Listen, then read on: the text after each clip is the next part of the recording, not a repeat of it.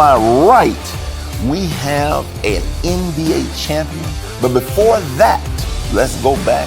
He was at Murrah High School, getting it done at 1400 Murrah Drive, knocking down them jumpers. He then went on to go to Alabama, where he was, all SEC, played 13 years, as I said, in the NBA, and then he won an NBA championship in 2016 with LeBron James. He was an NBA All-Star. He could really put the ball up. I remember he had a career high of 52 points in a game. Please welcome Maurice Mo Williams, the new head coach of Jackson State University as well. And to my left, this young man was not only a high school point guard at the same school, Murrah High School, he was a Hall of Famer at MVSU, another SWAC school, but I believe he made one of the top 5 hires in college sports history that not only made an impact on the community, the HBCU community, and the world. He was a former national athletic director of the year. Please welcome the greatest AD in the country of Jackson State University, Ashley Robinson. Guys, listen, it's exciting, really, like I said, to be here and, on the campus of Jackson State with you guys. Talk to us a little bit as we do this documentary. We'll start with you, Ashley. Talk to us a little bit about your experience at Murrah High School and how, did you know that you would one day be in this position as an athletic director? Let's ask that question. Well, growing up in Jackson, Mississippi, Boyle Elementary, Chastain Middle School, Murrah High School, was always a point guard. Always had the opportunity to lead, but was always told you was too small, you was too short. You'll never be there. So that was my motivation. I always was one of those guys that, if you told me I couldn't do something, I was gonna try to make sure we made things happen. And coming up in my days of JPS and Murrah High School, the whole district was full of talent. It was players all over the country.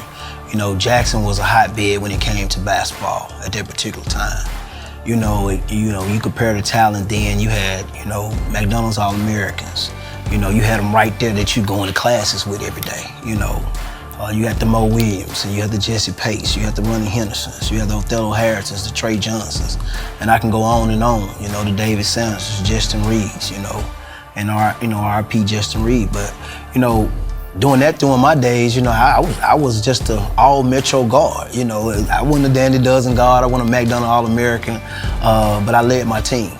And I made sure I put the balls in the hands of the individuals that can really take you to the next level. And that's all about being a leader. That's all about, and that prepared me to be where I am today when it comes to making sure you're putting people in place to be successful. And as an athletic director and as a leader, that's your job. We're servants. We're here to support our coaches, support our student athletes, and that's what they teach you as you a JPS point guard. Playing for Coach Fred, playing for Coach Brown, and being around great players. Me and Mo have a special relationship. We've been together for a long time. But seeing his work ethics and seeing his talents, we knew, that he was going to be a great player just by the things that he did off the court, and the work ethics that he had. But being there, as a point guard is in today's game, it's no more true point guards. It's no more 20 assist guys, 4 or 5 points. Everybody want to be that combo guard. Everybody want to shoot the 3. Everybody want to play point and 2. Back in those days, it were true point guards back then that really led their team and put their guards and their forwards and their centers and their teammates in position to be successful. And that's all about leadership. And that helped me get to where I am today. Switching to you, Mo, now, correct me if I'm wrong, you guys got to help me. Did you guys play together in the backcourt? Okay, y'all was in the backcourt together. Let me ask you this. When did you know, obviously you was a great player, McDonald's All-American. When did you know that, man, I think I'm gonna be a pro? I didn't really know that until my sophomore year in college. Now, let me kind of explain that. My freshman year was his senior year, so I got 1 year to play with Ashley. D. Jamel, Travis, Jimmy Borkins. You know, we had a hell of a team. And we weren't the best team. So that let you know how much talent was in JPS. I mean, Provine was running things at the time. They was loaded. Linell was good. I mean, you go down the line. So me coming in as a freshman, and at the time, Merle never played freshman on varsity, ever. So I started off my freshman year on the ninth grade team, which we won the city, went undefeated. I did my thing, and right when the season's over with, they made coach bring me up to varsity. So I ended up playing about the last 17 games with them. And when I came up, I ended up averaging 16, 17 points on varsity as a freshman. And we was pretty good, 25 and 7 or something like that. So, 3 was the pro. You know, so at the end of the day, that's where my mindset changed. Because when I got pulled up to varsity, that was the first time I had a write-up in the paper. And this inner city kid, straight off Hanging Moss East, you know, it's a lot of knuckleheads around. And trust me, I was kind of, you know, one of those guys just hanging with my friends and they doing all the wrong things. And when I got that write-up in the paper, that gave me a different vision on things. That's before any camp I ever been to, that's before anything. And all that started to happen that summer. So I got to write it in paper and start to understand, like, man, you can be something. And Bob Givens, I don't know if you guys remember Bob Givens. That was the first tournament, that used to be the first big tournament. They used to do it on the campus at North Carolina. Yeah, exactly. And I went to that camp with a travel team, Adidas team at the time. It was the New Orleans Jazz. I don't know if you guys remember that team. Me and Jay Reed, rest in peace. The 2 Jackson guys went and played with a bunch of New Orleans guys. And I knew nothing about nothing.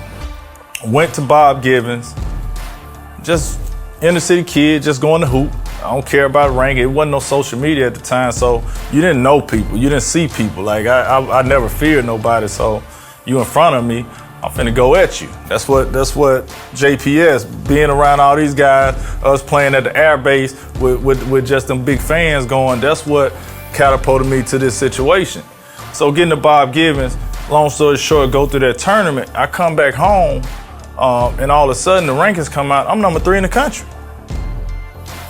Nobody knew who I was before that, wasn't ranked, wasn't on nothing. So that's when my mind switched. That's when I saw, like, whoa, you know, this is an avenue. Like, I really can be something. Because you want to do something don't mean you're going to get it done. So I had to put in the work. So my sophomore year, and I tell this story all the time, that's when when I got a car, that's when I started getting up on my own. Going to Wild Fortification. It was open at the time. They had a track that goes around the whole property. Go around the residence. It was a residence inn at the time. I don't know what it is now. Fortification's right here, and there's a track that goes all around. 1 lap is 1 mile. Just get up in the morning, 5 in the morning, go up there. We run a mile, run another mile, run 4. Go up in the weight room. Torrance is in there at the time. He always in there lifting, so he used to work me out. Torrance Mayfield, that is. Give him a little love. Then I used to go in the gym. And at the gym, 6:30 in the morning, these are all the guys that's our age, your age now. They got to go to work in an hour. So they pick up ball at the time. I'm the only young kid, high school kid. I played with them every single morning. I went to school. When I left school, I went back to the Y and did an individual workout by myself for an hour and a half till about 5:30. That's when all the high school kids, that's when we played. Mm-hmm. That's the first time they was in the gym. And I repeated that every single day. That was my grind. That was my goal. That kept me out the streets. That kept me away from knuckleheads or things that they was doing. So my focus shifted. That's what catapulted me to where I became my sophomore year in college. Now, to answer your question about me, the pro mindset, even going through high school, being from Jackson, you see guys, but we don't have just a bunch of guys that have a lot of success in the pros, or you don't see them on a daily basis, rather. So I never thought the NBA. I just thought it was just a way out. So I just continued to work, and I always thought that I just wasn't good enough. I never got in my mind like I'm better than everybody else. I felt like guys in the city was better or just as good as me. So my competition with guys against the city, I want to make sure I was better than everybody in the city. I ain't even talking about the surrounding areas. I'm talking about the city. So once I got McDonald's All-American, all these type things and going to college, like I never had in my mind, I'm going to leave after my sophomore year. That was never a goal. Now these guys going to school, oh, I'm one and done. They ain't played one game in college. How you one and done? How you know? So I never knew. Played my freshman year. I was freshman of the year in the SEC. I was national for AP National Freshman of the Year. Never thought about the NBA. Was always going back to school for my sophomore year. We was #1 in the country my sophomore year. Had a good year. Was all SEC, second or third team, I can't remember. Because I never cared about none of that stuff. Then all of a sudden, that's when agents started coming in. You know, that's when Pops, give my Pops some love. That's when Ike started coming to me like, hey, partner, we may got something here. You know, so so that's when my mind shifted to answer your question. So like it was never a goal. It was always a goal, but it was never something that was in the forefront of my mind. It was just always just continue to get better. And I always took that attitude with when I went to the NBA. People don't understand this. Yeah, I left after my sophomore year, but I was a second round pick. You know, so I still had to go revert back to that grind mode because nothing was given to me. I could have been cutting overseas for my career if I didn't come in with the right mentality. If I came in there feeling like I deserve to be here, I supposed to be here, y'all gonna give me a spot, I'm already on the team. I came with that mentality, my situation in my career could have been totally different. But I went in there with my back against the wall, saying I'm gonna take, y'all don't have to give me nothing. And that's the mentality I still have today. So to answer your question, that didn't come about until my sophomore year in college. And I took off from there. Let me ask you this, you said something that was very interesting. Ashley was a senior, you were a freshman. You played freshman ball, you came up. So now, ultimately, you looked up to Ashley. Absolutely. Talk to us a little bit about that and how, did you know, I mean, I know you're probably not surprised how he has risen. You rose on the court. You can argue he rose off the court, even though he had some success on the court as well. On the court. I mean, that's when my admiration for Ashley came on the court because he was older than me. He's played the same position I played as a freshman. I know y'all remember, but I'm gonna remind y'all, this the 3-point line. Hey, of course, Ashley was shooting from back here. Okay. He was shooting from back here in high school. You know, he was getting it done. You know, with none of the accolades and none of the stuff people give people for doing those type of things. So he was doing that under the radar per se. And he went on the Valley, and obviously I had my sophomore, junior, senior year. We followed each other. I followed him in school. I went every time they came to Jackson. I was at Jackson State watching them play.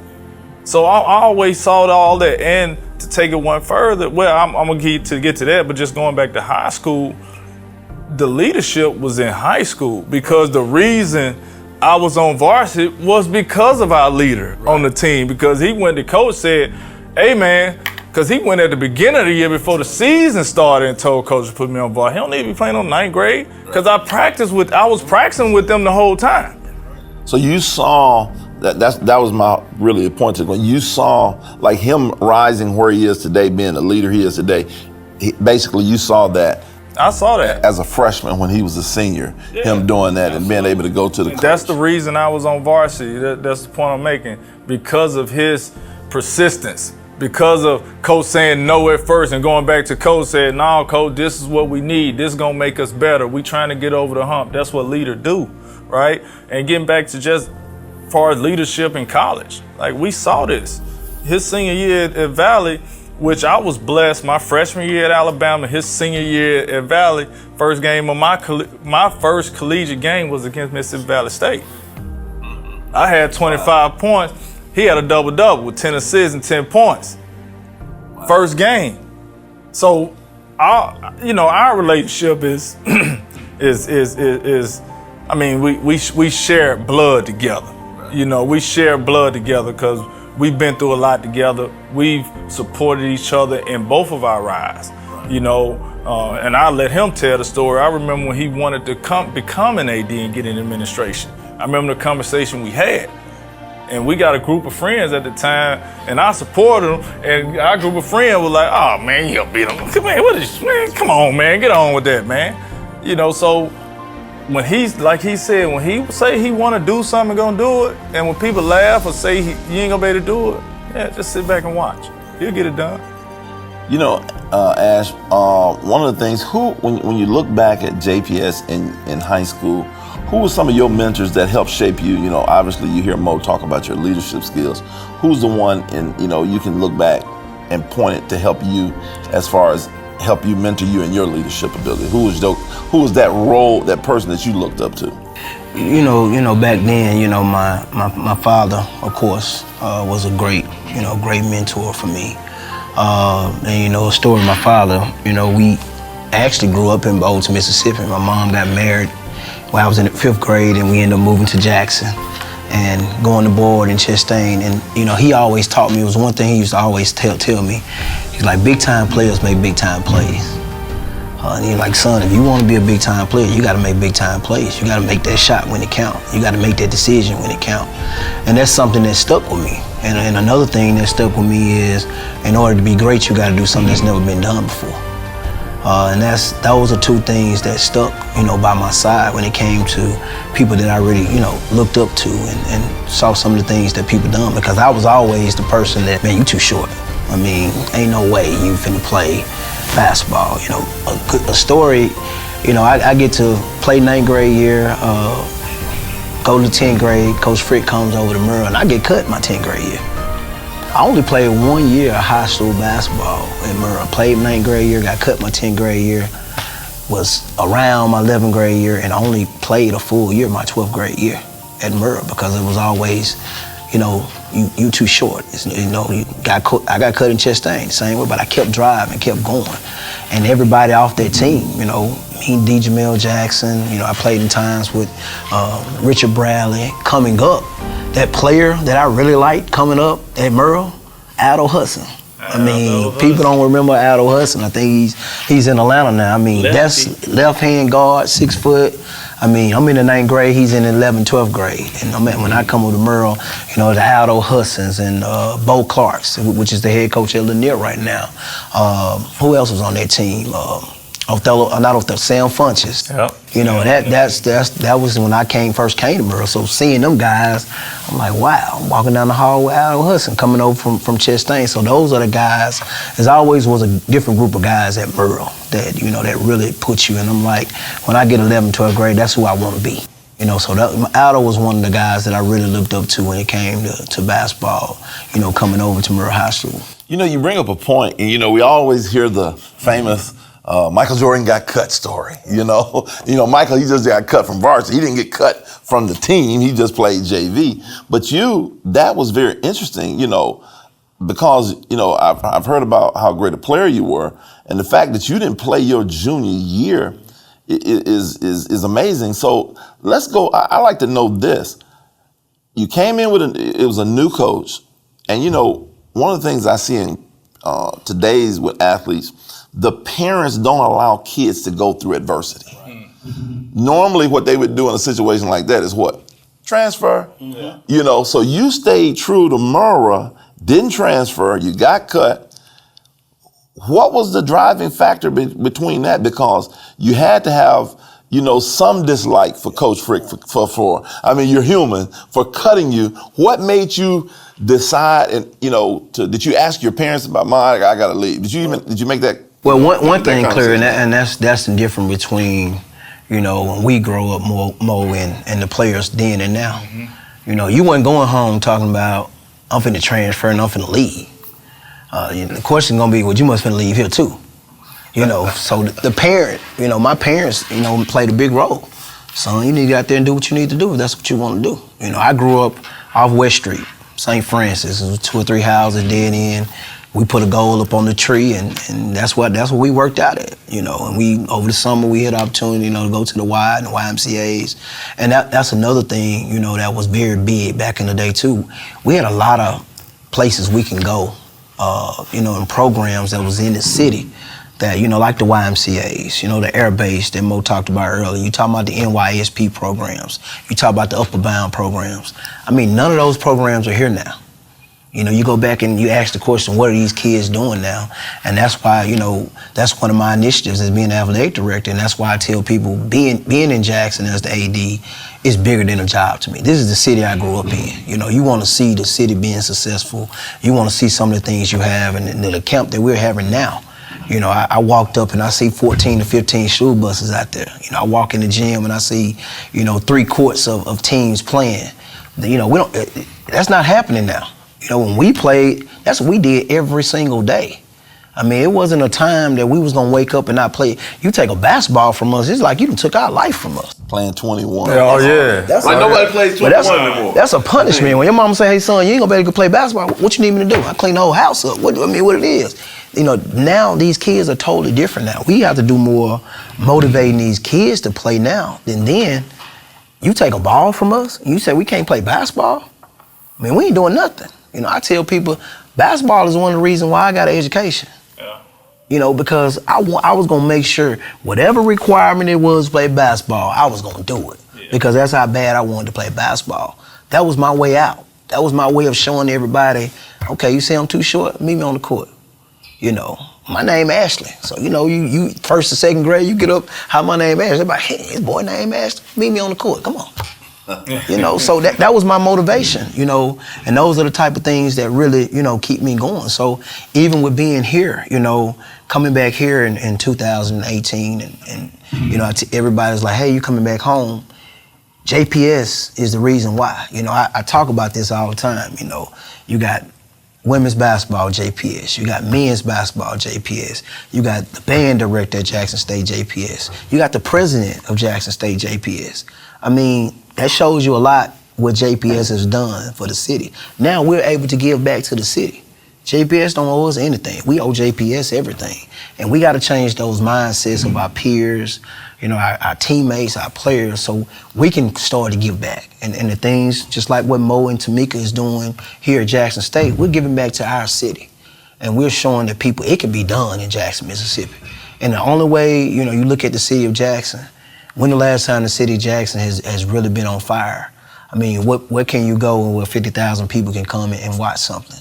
I mean, so we got people that grew up in Jackson, we got people that went to JPS, and now we're able to get back to our communities, and that's keep some of their local talent here in the city of Jackson. Because I tell you, when I played, if everybody came to Jackson State, you talking about a Final Four team. But we got to change those mindsets. So now we're changing these kids' mindsets, and we're changing parents and how we think about staying at home and supporting our own. But we have to do our part too. As administrators, as coaches, I tell coaches all the time, we have to do our part. We can't take it for granted that, you know, they're gonna come or we don't have to go talk to them. You know, and Mo had his mindset, 5-star, 6-star, wherever you are, I'm gonna talk to you. Because you know what? You're gonna come back, even if you do leave. But we had this mindset of, we can't get that kid. Yeah, we can, you know, so it's just changing perception, and that's some of the things that JPS really did for us. And now you start seeing the success of JPS players, administrators, coaches. I mean, JPS got a really good history, but we gotta make sure that we get back to that and start showing people and speaking the same language and showing people what we're doing. Championship wins, is unable to speak on the matter due to advice of his lawyer, but his players say the man that has played so many vital roles in their lives has gotten a raw deal.